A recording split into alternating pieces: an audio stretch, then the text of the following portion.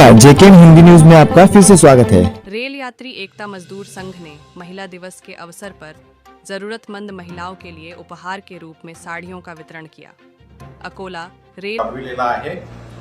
आपल्या स्टेशनला जे काम सुरू आहे रिमॉडेलिंगचं, त्या कामाकरिता MP आणि छत्तीसगडमधले काही गरीब वर्गातले मजूर जे कामासाठी आलेले आहेत, तर अशा गरजू महिलांना साडी वाटपाचं काम या दोघांच्या वतीने करण्यात आलं आणि हा अतिशय खूप चांगला स्तुत्य असा उपक्रम आहे। तो दरवर्षी राबविण्यात यावा अशी मी एक त्यांना आग्रहाची विनंती करेल, जेणेकरून त्यांचं अनुकरण प्रत्येकाने करता येईल आणि या चांगल्या उपक्रमाला आपल्या स्टेशनला एक त्यांनी निवडलं यासाठी मी सर्वांचा आभार व्यक्त करतो। नमस्कार।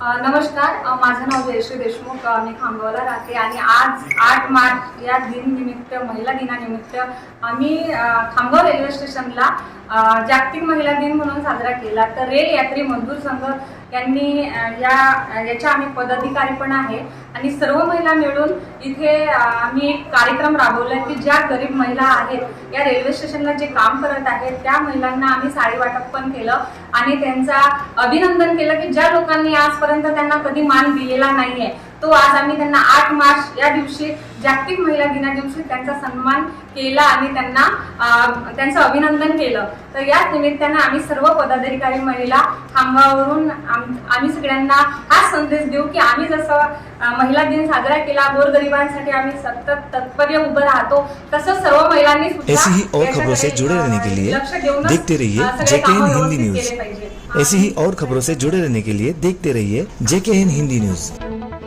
विनोद दिलावर, जेकेएन न्यूज, मुंबई से।